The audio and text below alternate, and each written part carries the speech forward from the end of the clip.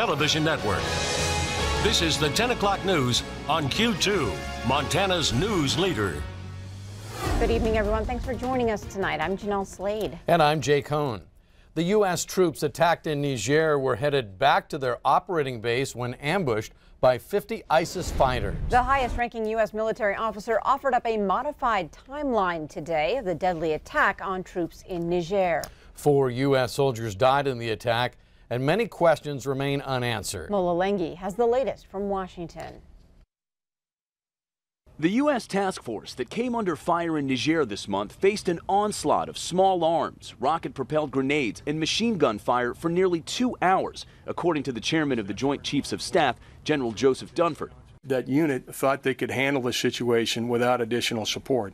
In fact, they waited an hour after the attack began before requesting backup, and it took French aircraft another hour to arrive, lengthening the initially reported time that U.S. troops alone faced militants linked to ISIS and al-Qaeda. The firefight left soldiers Brian Black, Dustin Wright, and Jeremiah Johnson dead. A 4th soldier, LaDavid Johnson, was alone and presumably alive a mile away, and General Dunford says he still does not know why Johnson was there. And once we found out that Sergeant Johnson was missing, we brought the full weight of the U.S. government to bear in trying to try to recover his body.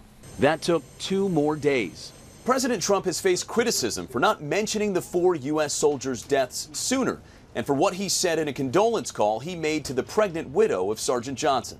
Johnson's widow told ABC News the military has not told her where her husband's body was found or why she was not allowed to open his casket. I don't know what's in that box.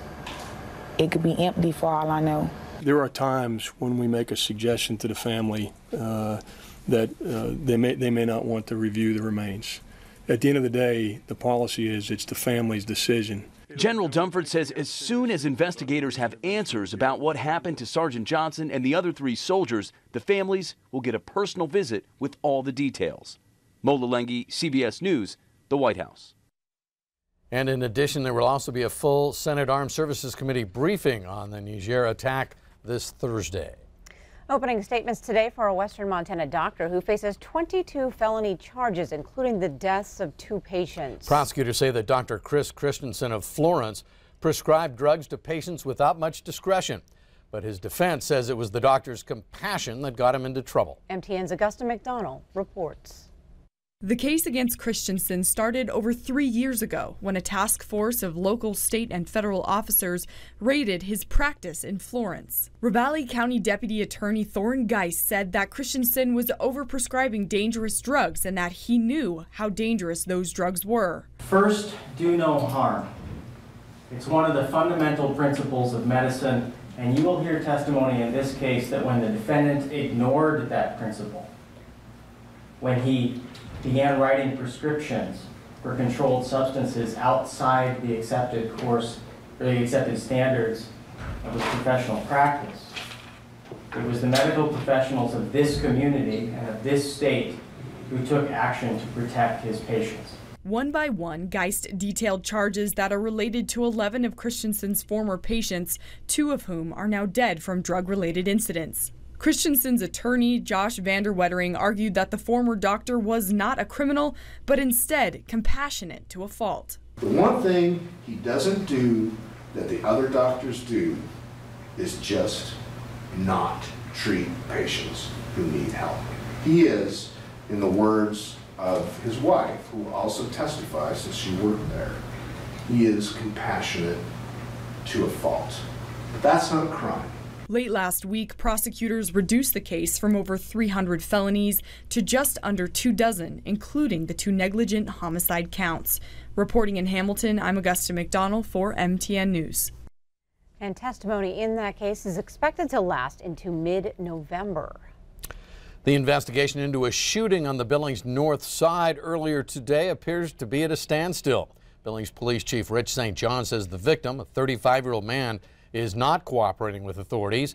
Police were called early this morning around 2 a.m. to the 900 block of North 19th Street for reports of shots fired. That's where officers found a man with a gunshot wound in his back. The man was conscious when he was transported to the hospital. His current condition is unknown. St. John says because the victim will not cooperate, the suspect's identity is also unknown.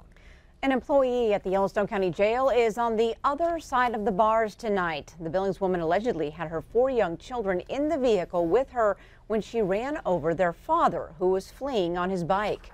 23-year-old Emily Enick made her initial appearance in Yellowstone County Justice Court this afternoon, charged with felony assault with a weapon. The officer was driving behind Enick outside the police evidence barn on Midland Road Friday when Enick's vehicle ran over a bicyclist. An ambulance was called and the officer stopped Enick, who had her 4 kids in the vehicle. The oldest child, age 4, told the officer her mother crashed into her father. The girl said her parents had been fighting and her mom was, quote, more mad than her dad. Now, the victim, who suffered road rash, said he left the house after a fight with Enick and she chased him down. Authorities say she admitted to the crime. She's being held at the jail without bond.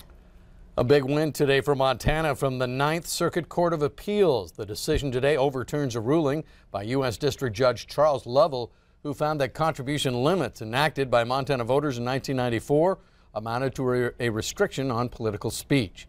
Now, this case dates back to 2012 when Montana's contribution limits were struck down just weeks before the general election.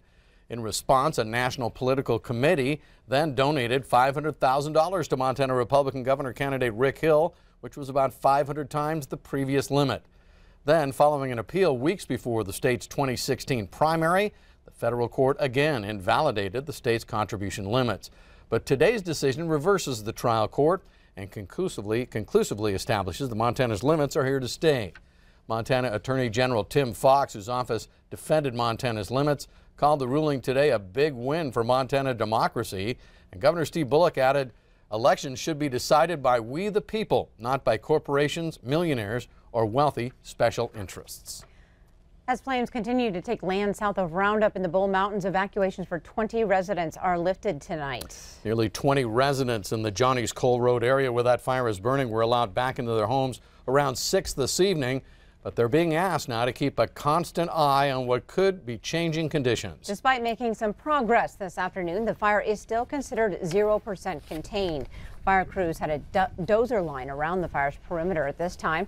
And the fire was called in last night around 8:30 p.m. and grew to about 600 acres.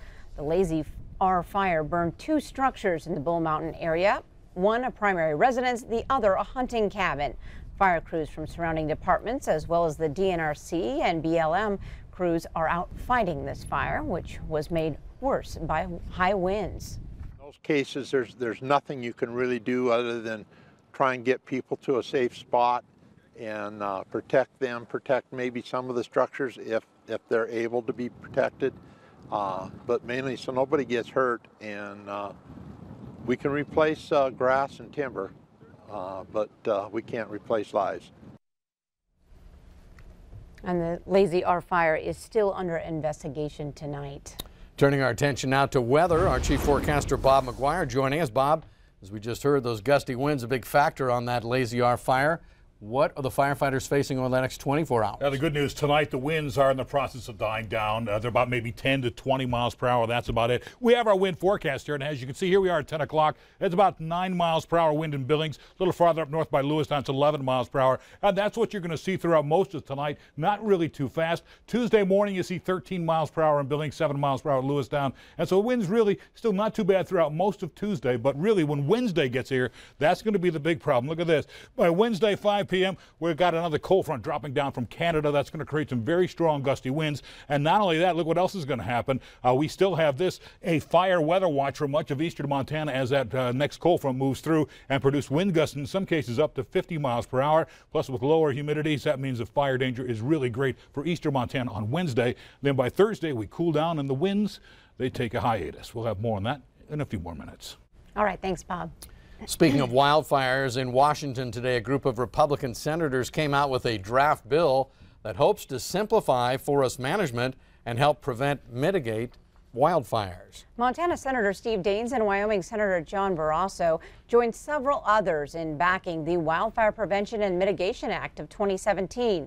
The crux of the bill discourages litigation against the Forest Service and Bureau of Land Management. It claims it would enhance forest management to reduce the severity of wildfires. The bill would allow forest thinning and establish an arbitration process for any forest activity disputes that are not subject to judicial review. That bill will have its first legislative hearing in Washington this Wednesday. Up next on your Q2 10 o'clock news, former Fox News anchor Bill O'Reilly portrays himself as the victim as he bashes the New York Times. And coming up in sports tonight, Scott has breaking news about Grizz safety Justin Strong arrested for beating a college student in the state of Washington.